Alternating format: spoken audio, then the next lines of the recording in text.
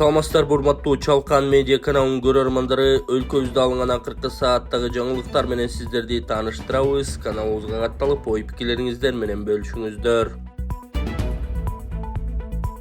Ороз айы 30 мартта болоор айтылды. Быйыл ороз айы 29 күнгө созулат. Маалыматты муфтият тастыктап, бул боюнча Кыргызстан, Туркия, Өзбекстан, Казакстан мамлекеттери биргеликте чечим кабыл алышканын кабарлады. Демек, орозо 1 мартта башталып, айт намаз 30 мартта окулат. Ассаламу алейкум туугандар. Сиздер менен Сот Саудо интернет магазини. Көрүп турасыздар, бул жерде Минаксидил деген дарыбыз бар. Сакалыңыздарды, чачыңыздарды өстүрүп берүүчү дары болот. Ана бул жерде семиртүүчү дарыларыбыз бар. Женский здоровье деп коет. Могул жерде печеньге бар, почкага бар, нервке бар. Дары өтө жакшы. Простатитти лечение кылып берүүчү, куртту чүрүп берүүчү дарылар бар. Жаш балдарга дагы болот, чоң адамдарга дагы болот.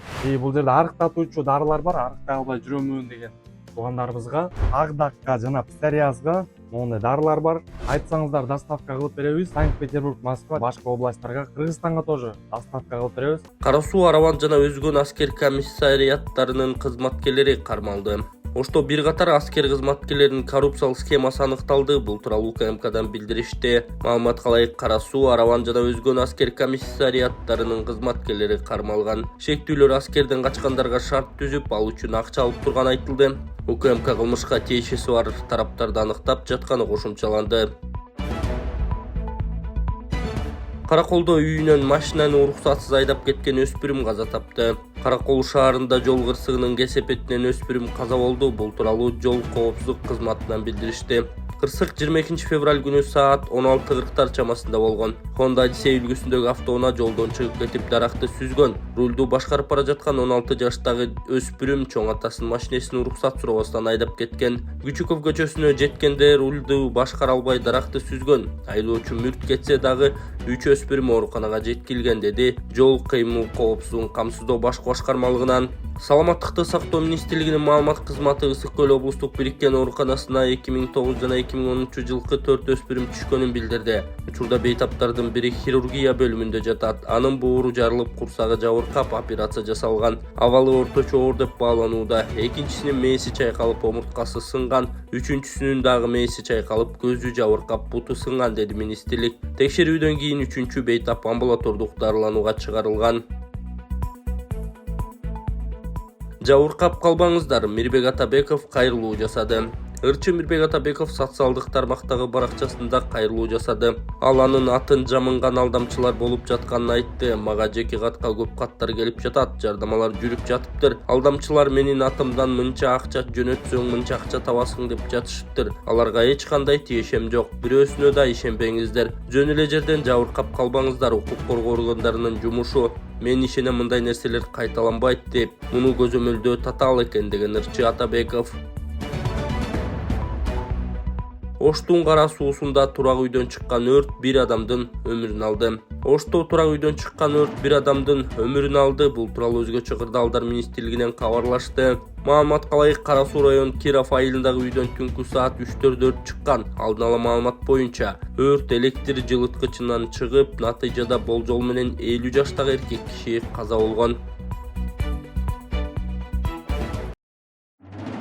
Кумтөр саламаттык сактоо мекемелерине көмөк көрсөтүүдө. Кумтөр коом алдындагы социалдык милдеттерин аткаруунун алкагында өлкөбүздүн медициналык мекемелерине колдоо көрсөтүүдө. Акыркы жылдары ишкана тарабынан оорулардын алдын алууга жана дарылоонун сапатын жогорулатууга, өзгөчө алыскы аймактардагы ооруканалардын инфраструктуралык базасын жакшыртууга, маанилүү медициналык жабдыктар менен камсыз кылууга жана модернизациялоого өзгөчө көңүл бурулду. Мындан тышкары, Кумтөр медицина кызматкерлеринин билимин өркүндөтүүгө, квалификациясын жогорулатууга багытталган иш-чара, семинарларды уюштурууга да каржылык көмөк көрсөттү.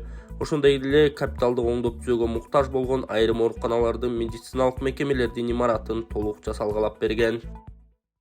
Кыргызстан, Тажикстан жана Өзбекстан өлкөлөрүнүн президенттери жолугат. 31 мартта Кожентте Кыргызстан, Тажикстан жана Өзбекстан өлкөлөрүнүн президенттеринин 3 тараптуу саммити өтөт. Бул тууралуу министрлер кабинетинин төрагасынын орун басары Эдил Байсалов Бириккен Улуттар уюмунун адам укуктары боюнча кеңешинин 58-сессиясында билдирди. Анын айтымында, Кыргыз-Тажик чегарасы сызыгынын макулдашылганы дипломатиянын жана саясий эрктин тарыхый салтанаты. Бул макулдашуу Кыргызстандын президенти Садыр Жапаровдун көрөгөз жетекчилигинин анын аймактагы тынчтыкты жана туруктуулукту камсыз кылуу боюнча тынымсыз аракеттеринин аркасында мүмкүн болду. Биз эң татаал маселелерди диалог, өз ара урматтоо жана ишеним аркылуу чечиле тургандыгын далилдедик, деди Байсалов. Ал ошондой эле Кожентте боло турган мамлекет башчыларынын жолугушуусу тарыхтагы биринчи 3 тараптуу саммит экенин кошумчалады. Байсалов Кыргызстандагы жана дүйнөдөгү адам укуктарын коргоо тууралуу да учкай кеп кылды. Ал Кыргызстанда уюшкан кылмыштуулукка каршы күрөш мамлекеттик институттарды бекемдеп, адам укуктарын коргоодо маанилүү инструмент болгонун белгиледи. Мындан тышкары Эдил Байсалов дүйнө коомчулугун Палестинадагы кырдаал боюнча чечкиндүү аракеттерди жасоого чакырып, Палестин калкын мажбурлап көчүрүү сунушун этникалык тазалоо деп атады. Менин эң банк номерим 0551 091992 Кларашы деп чыгат. Сбербанкымдагы ошондой Кларашы деп чыгат.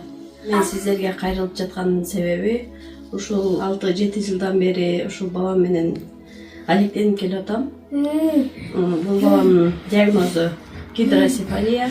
Түркия элине барып, буну операция кылдырышым үчүн $30,000 каражаты керектелет экен. Башка балдарды көрүп мен дагы ушул балам эшикке чыгып ойносо экен дейм. Кыргыз элим ушул Кайдыгер Карабаев ушул балама дагы жардам берип коюшуңуздарды өтүнөм.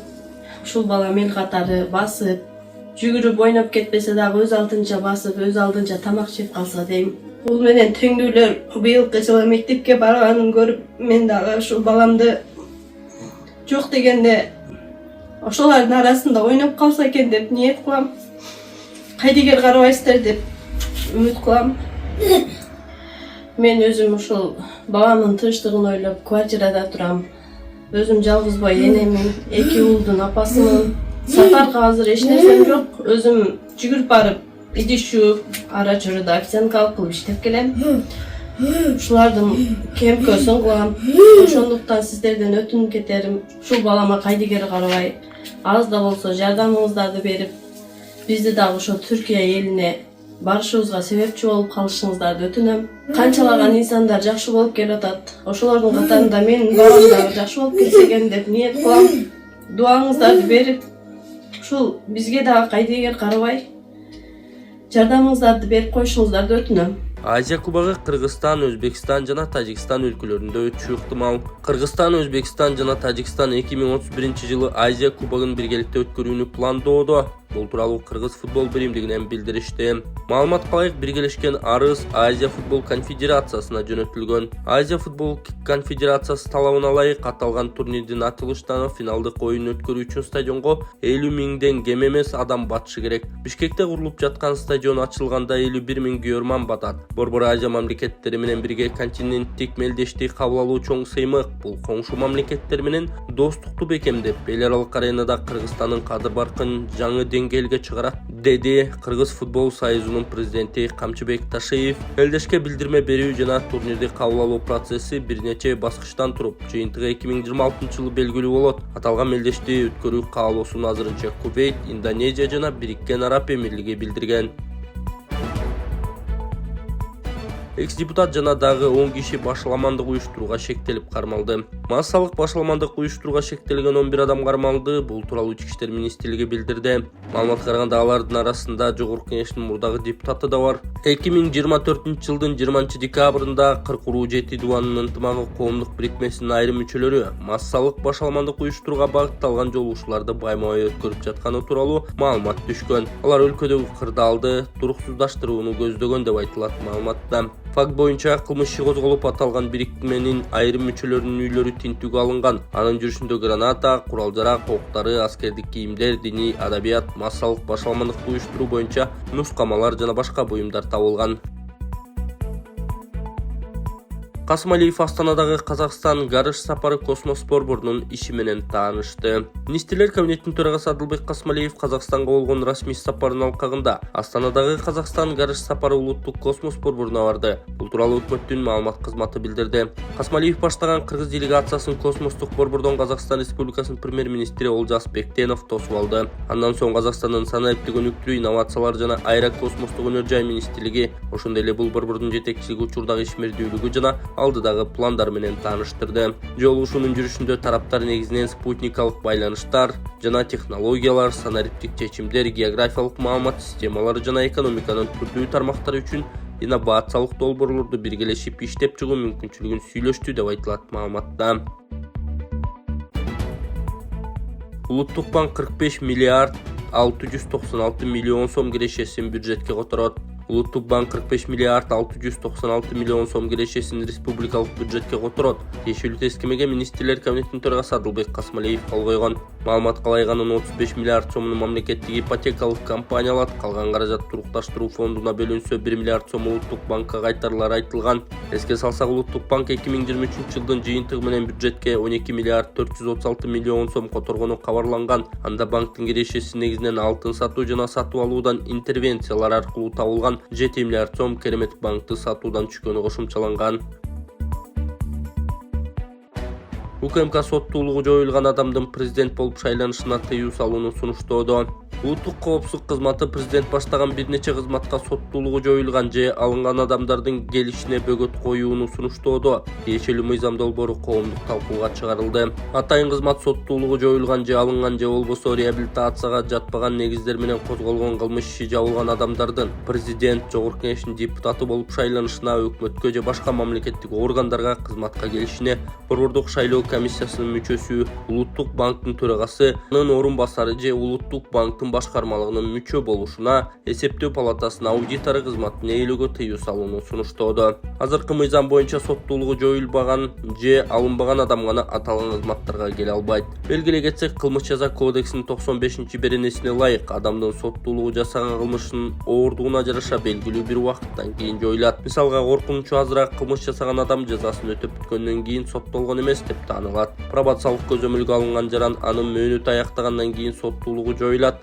Ошондой эле анча оор эмес, оор жана өзгөчө оор кылмыш үчүн абакка кесилген киши жазасын өтөп бүткөндөн кийин 3, 7 жана 10 жыл өткөн соң соттуулугу жоюлат. Соттуулукту мөөнөттөн мурда алып салуу жарандын кайрылуусунун негизинде сот тарабынан чечилет.